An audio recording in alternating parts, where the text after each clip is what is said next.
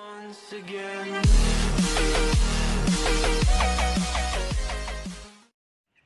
Hello, it's Jimmy here at O'Reilly's, and I'm looking today at a Ford Transit Custom, and it's got an engine management light on. So we're inside the van here. It's got 260,000 miles on it. So let's start it up, see what warnings we're left with. So we've got a brake pad service warning, engine service now. Skip that off. Got the engine management light on there and the exclamation mark down the bottom there. So just run a diagnostic scan. So I'll pause that there. We'll go back to the power control module. Got 7 faults on that. So let's see what it says.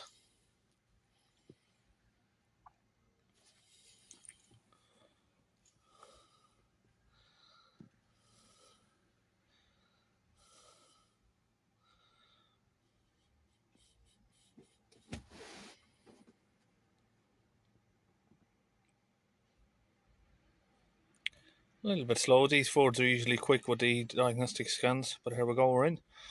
So we've got cylinder 1 glow plug, cylinder 2, cylinder 3 glow plug. And now we've also got the particle filter, differential pressure is too high, soot restriction, forced limited power on the engine there code, and soot accumulation again. So with these vehicles, most vehicles, if you've got glow plug faults, the vehicle won't regenerate because it needs the glow plugs to do that. But apparently on these Fords with the vaporizer, the glow plugs are not needed for regeneration, but I'm not really 100% on that, but that's what I've been told by a few different people. So let's go back. Oh, sorry, I should have went into live data there for a minute. Let's go back in. Live data.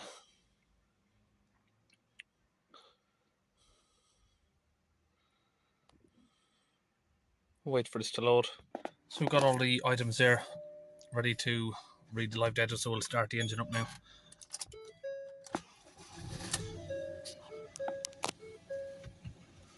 So we've got about 3.5 kPa on idle there. It's dropping. Let's accelerate it up. Oh, it's not really accelerating. It's a little bit jumpy. So accelerate it up. Misfiring a bit there. So we've got 17.7 kPa. And we are on 310% there, it says, with the soot. So 17.7 kPa is 177 millibars of pressure, so it's a bit high, yeah. So we're going to try and flush this out now and get it cleaned. And then we'll be looking at the DPF vaporizer to make sure that's not blocked. So let's just give that another couple of accelerations there. You can see there that we're going up to about 35 kPa actually. Accelerate it up again. Yeah. So we got a little bit higher than expected there on the first time. It's increasing a little bit. So we just had it idling for a minute now. We're just warm the engine up. Let's just see what we're still getting. Full accelerations. It's jumping to 39, but settling around about 30 to 35. 30 to 35 kPa there, so which is 350 millibars. So here you got the fuel line for the DPF vaporizer. Here we're underneath the van here, just in this direction. It's at the front of the van, up above the subframe. So I'm going to disconnect that. If we follow that hose all the way up there, it goes up to the vaporizer just up there above the flexi.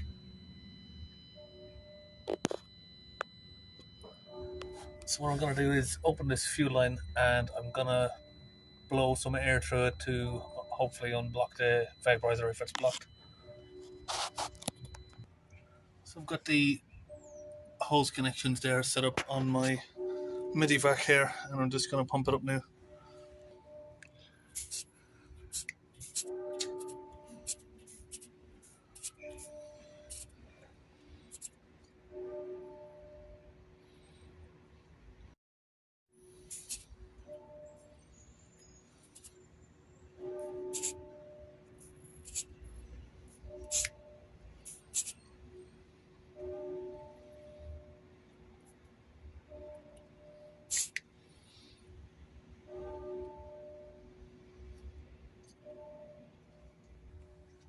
saw a little bit jumpy there, just making sure that the connection's tightened up, and we'll try that again.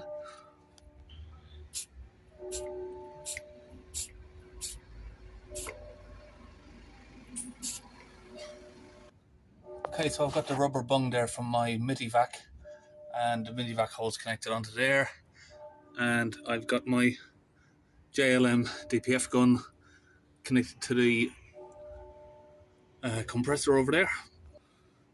So the compressor's built up some air. I'm going to use this to blow the air through it.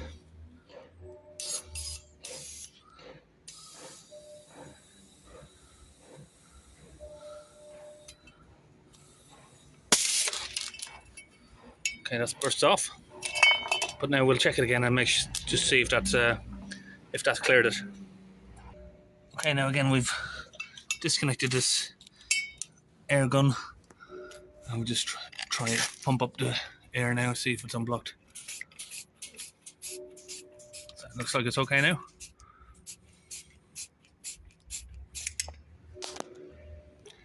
Okay, I'm going to use this kit now today. This is JLM kit. I'm just experimenting with a few different kits this lately, just to see which one works best and which one has the best results. But I do like this JLM one. It's got this sort of ribbed cone, which is a lot easier to get connected than the last launch kit I was using. So I'm going to open step 1. This is bottle 1, so you use this in 2 stages, this one. You've got step 1 and step 2 there. So we'll get this one in first.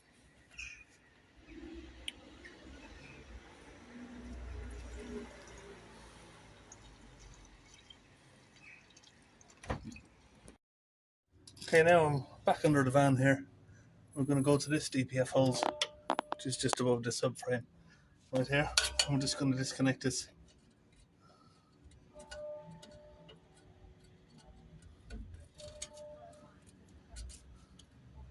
Take off that clip. And then we'll try and just remove the holes. Sometimes these can be a bit stiff.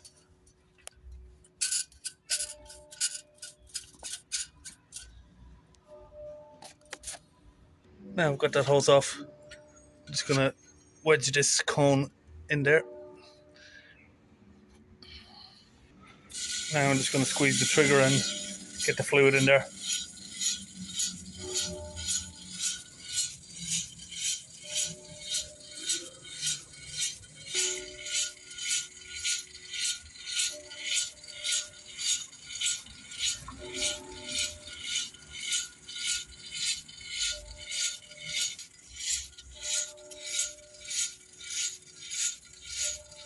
A little bit of foam coming out.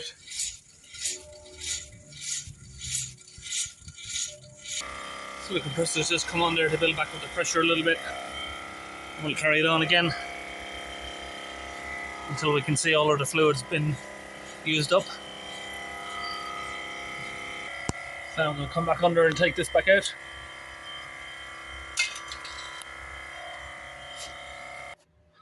Now we're going to get back inside the van, start it up, and give it some accelerations for about 2 or 3 minutes.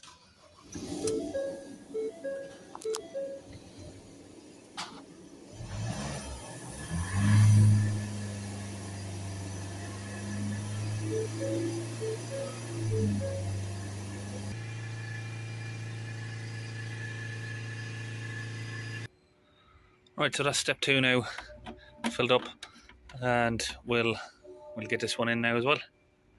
Right, same procedure again. I'm just going to pump it in, and we'll get back once we're done on this.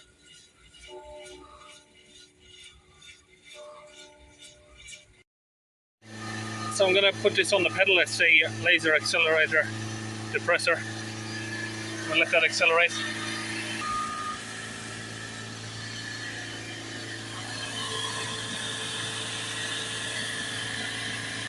Well, I've just switched the engine off for a minute now. I've had it accelerating for about 2 minutes. And I'm going to try and erase the codes temporarily, and then set off a regeneration. Okay, so when we delete the codes, you'll probably get the glow plugs deleted, but not the DPF ones, not until you reset the values. Yep, there we go. So we've got these ones still on there. And we'll go back, back again. Let's go back again. Hot functions.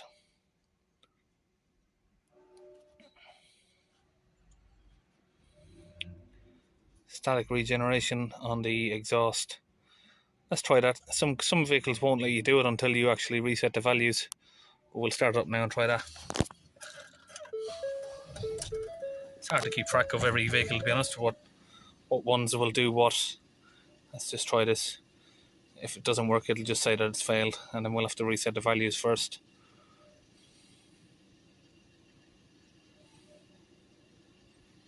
The temperature should be already up. Oh no, we're still not. We're not at 80 degrees, so we're going to have to accelerate it a bit.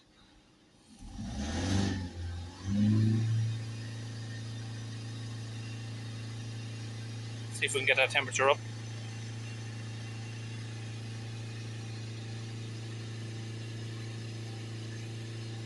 Now, it's common on these Ford Transits that if that's taken an extremely long time to rise up, then you've most likely got a problem with the thermostat.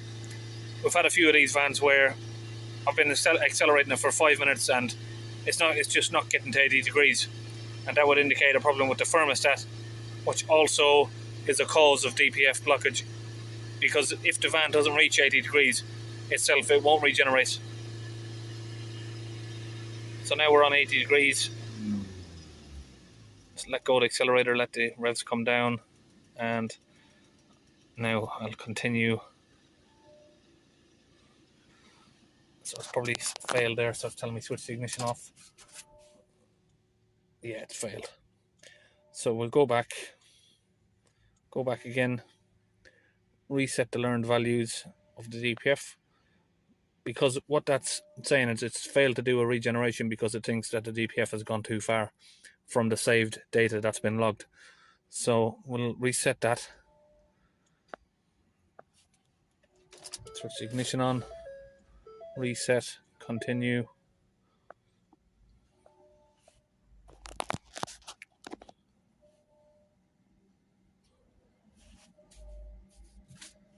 Okay, switch the ignition off, yes, that's completed. And we'll reset the particle filter differential pressure sensor as well. Yes, switch the ignition on, yes, yes.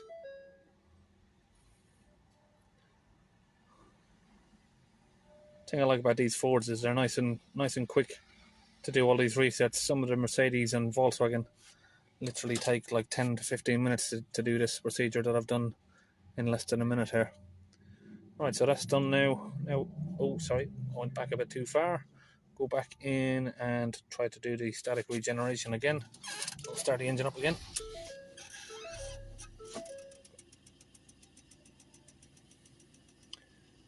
Start the engine. We should still be above 80 degrees, are we? No, let's cool down a little bit. You can see now that we've reset the values. It gives full acceleration.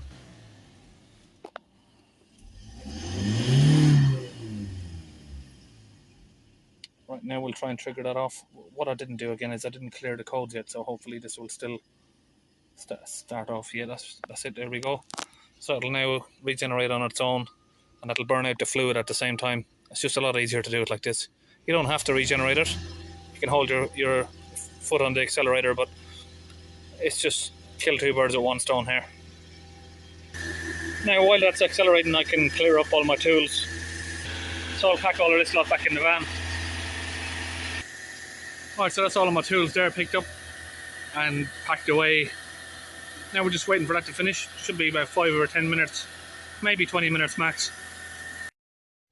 So I've got the regeneration there running and it's just about finished here now. Okay, so the revs have dropped down, so we'll just be in a cool down phase for a few minutes and then we can back out of this. Okay, so the regen's complete. Now I'm going to go back to the diagnostics and yeah, we've got the ignition lights on. Yep, so we're going to go in now and see if we can clear these faults.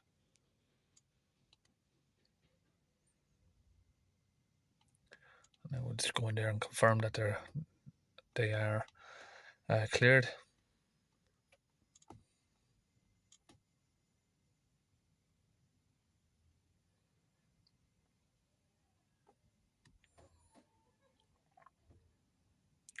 Okay, now we'll go back to the live data again and we'll see what the readings are at the moment. So we're going to need to start the engine up again.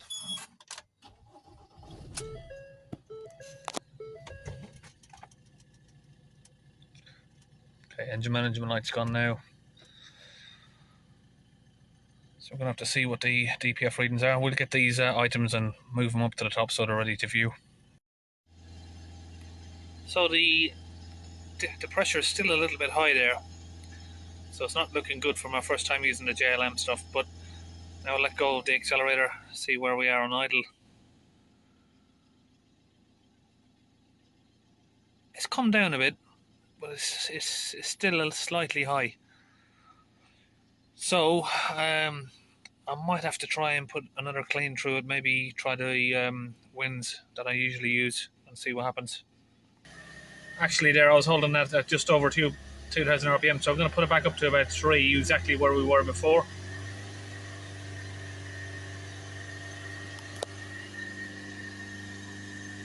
You can see there we've got 29 still. So not a good result there. Right, let's try it again with the winds fluid. Got it hooked up here again. Got it on a different gun this time. This is the launch gun. So I'm going to spray this one in now.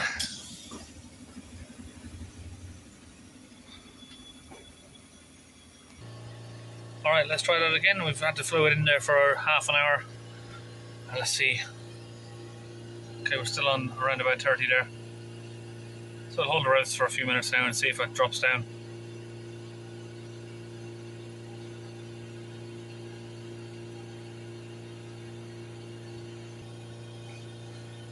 It doesn't seem to be going anywhere. Not quite yet. You can see the percentages there is rising back up again. It's gone up to 58% now, and we're still on 30. It's actually increased the pressure 32 to 33 kPa. So more than likely this DPF is damaged on the inside. It's either the honeycomb's melted, or it's just damaged, or it's filled with ash to the point of it's just not cleanable.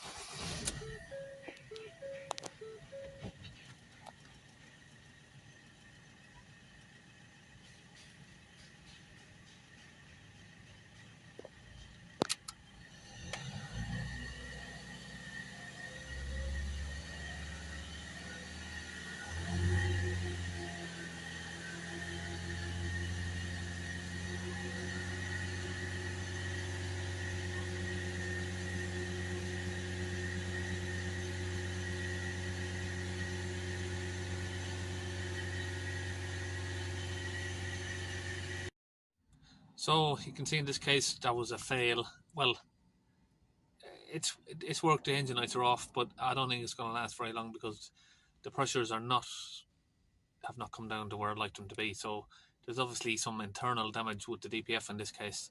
It's pretty rare, really. Done a lot of these now, and this is the first one I think that I couldn't get to clean. But I think we'll finish up the video now, and that'll do.